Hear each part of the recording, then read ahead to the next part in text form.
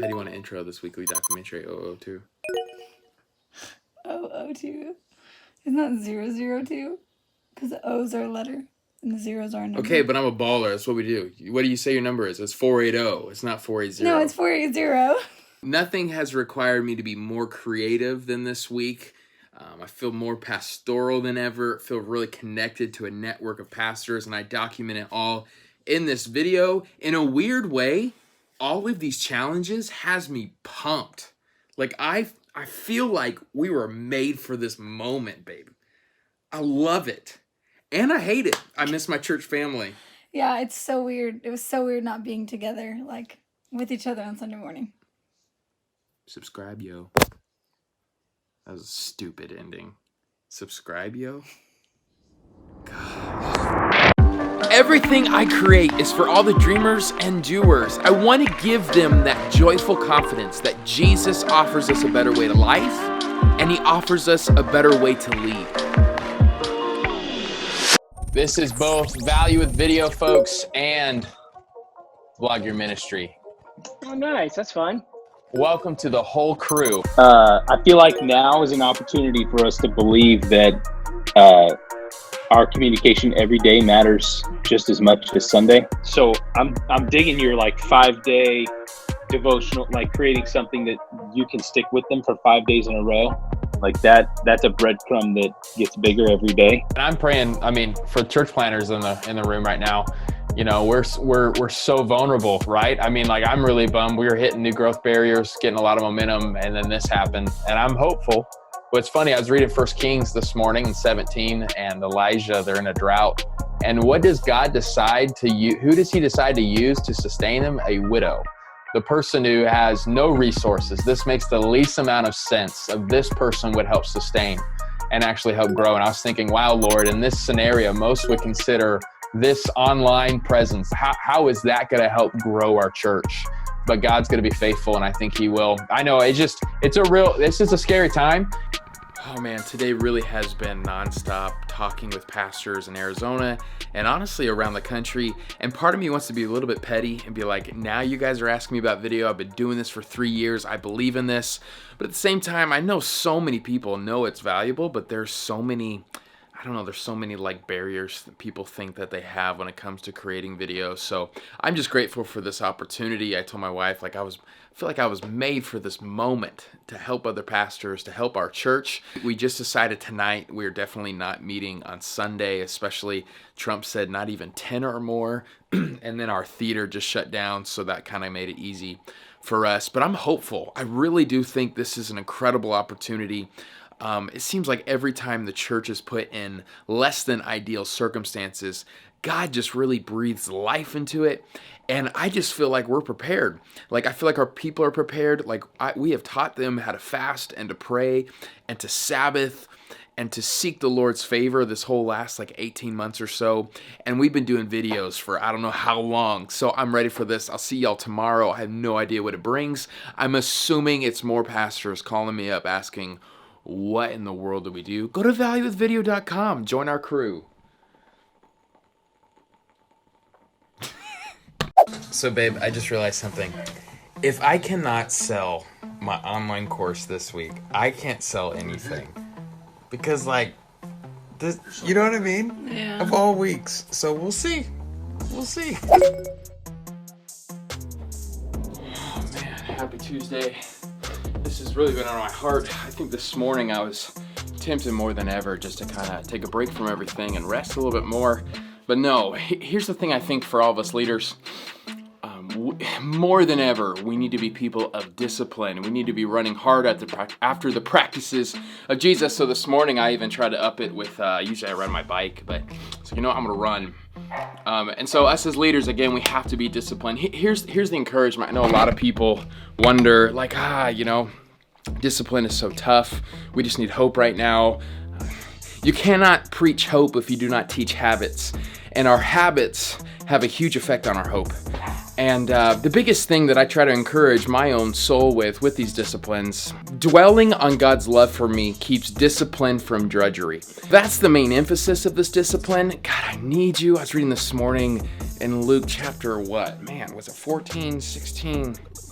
And it was all about how Jesus is inviting us to the banquet, but too many of us are busy, really with boring, monotonous things. But we just get so distracted. We're not taking those steps to enter to the presence of God and the banquet he has for us, okay? Today's gonna be a lot about how do we serve our people. We're gonna make a lot of phone calls to our members. We're gonna check up on people. We are adamant about finding a way to serve our community. I told our church on Sunday, we are not a wealthy church, but we are a healthy church. And so we have to figure out what we can do for Queen Creek. We need to make 3 to 5 ads. I actually am usually the guy who says like do the 2-minute long videos, but I'm really wondering if those 15-second ones would like bring a lot of value to people.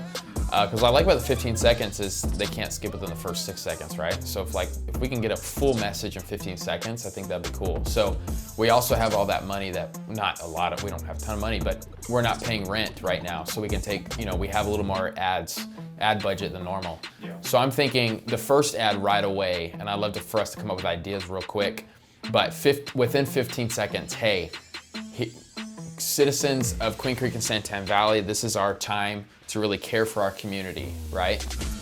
So here's 2 or 3 ideas. I'm really thinking that there's no call to action on that. It'll just be value piece. Because I really do think a lot, like in Queen Creek right now, the greatest way we can serve in many ways is just knowledge. Just here's some action steps, especially with our vantage point of we're not rich. Right. But we can't buy everybody's groceries. And there's our area, they're not asking for help. So that's the other thing I was gonna say too, is obviously the East Coast is getting hit harder than we are, but traffic is the same. Yeah. Everything here is the same, which is scary, but. Right. I was thinking, you can cut this out, but you know that episode of The Office where they start off and they're trying to do the silent, they're how long they can stay silent? Yeah. And then Kevin eats the candy bar and he's like, oh yeah. And they're like, dang it, Kevin. I feel like that's us, but Queen Creek is Kevin. We're are you kidding me? Okay, the second video, an ad, would be this Devo. Yeah, okay. So I don't know what the wording would be. These days are really overwhelming. We've created a 5-day devotional to help you. Click the link below. What do you think? Jason Mayfield mentioned how I can go to the movie theater and then so I'll oh, it's locked. Yeah. And be hey, should I do that for the announcing of the live stream? Is that the playful? That could be. Almost everyone in Queen Creek has seen my ad about the theater. Yeah. So it's you have to make it look different too. How do you start the other one? Does it start in your office? Yeah, it starts in my office, but it's that drone footage of the theater, and then, hey guys, if you're near the Queen. Yeah, so it has to be different because you don't want people to think it's the same thing. Right. So, yeah. Oh, I'd be hey, I'm the guy that you've probably seen a million times because I'm trying to get you to come to church or the movies. Well, guess what? I can't even get you to come here anyways because we're locked down. So, join us on the live stream if you're interested and you're that kind of thing. I think that's the other way too. That's the playful. Right. And I can make fun of myself. That's when it wins, when you make fun of yourself. Well, the other thing too is this is how you keep it sensitive. Yeah. So it's not like you're marketing trying to get people, but you're hey, I know we've put out these ads before. If you're interested in coming, we can't meet, but here's the live stream. Start out. Is it recording right now? Yeah. All right. Okay.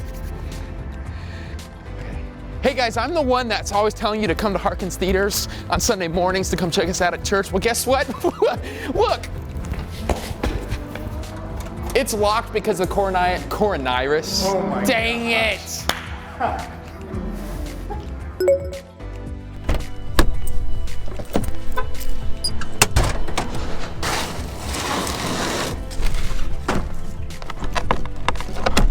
Good God timing though. Poured right when we're done. Practicing social distancing, staying at the house, making me a little bit crazy over here, but I finally finished with my message. It has taken me all week, and it's just interesting. God just took me in a whole nother direction this morning, and a lot of pastors are saying, stick to the normal routine. Don't jump and just talk about this pandemic all the time. I'm grateful. We just been walking through Ephesians, and in chapter 6, I believe it addresses a lot of the stuff that we're really wrestling with. My prayer right now is just not that this would be clever or cute, per se, because I can get a little carried away with rhyming and stuff. but I really do want to be helpful to people in this season. And I'm really grateful. The ad that we shot on Wednesday, we uploaded it on YouTube and Facebook starting yesterday, and we've already had a lot of people plan for the virtual visit. So tomorrow I'm doing the actual message, and I think as of right now, the message is done. Honestly, it was kind of on the back burner a lot of this week, trying to reach out to our church members and help other pastors. So super grateful for God's grace. So we decided not to go live tomorrow. We're going to pre-shoot, pre-record today the message. That's happening in like an hour. So we're going to like set up the scene. Quick rant.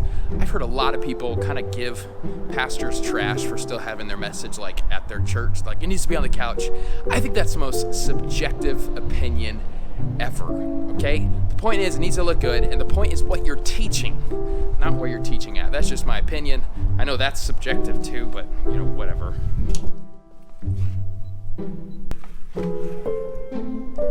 I've said this before, and I'll say it again.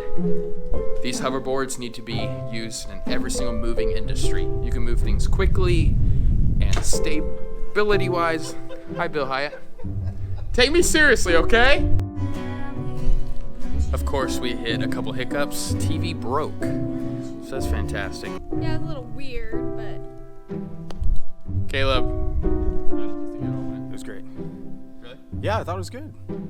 Why didn't you think it was good? It's weird, okay? I'll get used to it. Yeah. It was hard, because that's the first time she sang like without speakers too. Like, that's gotta be hard. Singing loud enough, that helped. Did it help? Yeah, it was really good. Not having the lyrics was super hard. None of us knew the songs. And there's songs we don't sing a lot, honestly, so I kept going like... You were scaring me because you kept looking back and I was like, oh, it's just... It's the only way I knew the lyrics. Our TV broke, so that was tough. We got to figure out something before next week. Not mine.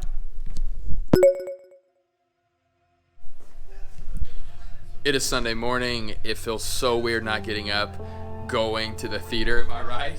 So weird. So weird. So we're having all of our members just now be like, where is this? Where are we having church? I'm like, ah! So it's going live in 20 minutes. I went to bed, what time? 1 o'clock last night, and I woke up at 5:30. That's not enough sleep that's not enough sleep for this guy, but I'm thankful. And so we got it on the TV. My daughter is so excited to watch me. So, what a time to be alive. Super grateful. I did hear the online church platform, one of the live streaming things, is down right now. Super glad we went with YouTube. Rooting for those guys online church, though, that they get this back up. Kind of a big bummer for them. So, I'm so a billion excited. Good. I wonder what it's going to talk. I wonder what you were preaching about. Well, we're about to find out, and so are you. Good intro, Faith. Hope you enjoyed this weekly documentary. So a lot of people are asking this question right now. The question shouldn't be, did God do this? Even some people are wrestling, maybe you right now are wrestling, why did God do this? A better question is, what will God do with this?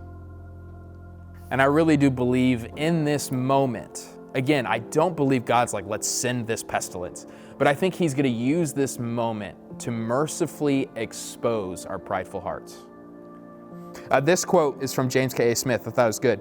Should be on the screen. Insofar as I keep choosing to try to find that satisfaction in finite created things, which right now God is taking away, whether it's sex or adoration or beauty or power, I'm going to be caught in a cycle where I'm more and more disappointed in those things and more dependent on those things. Isn't that fascinating?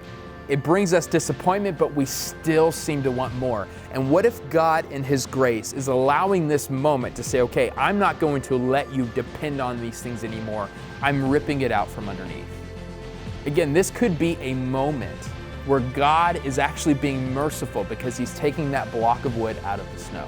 So we must combat arrogance with passive spirituality. Coronavirus, I think, is actually teaching us what passive spirituality really is. Why? What's the number one thing we can do to defeat this virus? Stay home. Do nothing. No, don't go out. Don't go commute. No, your one job is to do nothing. And I am freaking out because of that one job. But I've been saying, okay, God, actually, I think this is pointing to a deeper spirituality. Like, what if when we recover from this virus, which we will, amen? But when we recover from this, what if we learn the beauty of doing nothing for the glory of God?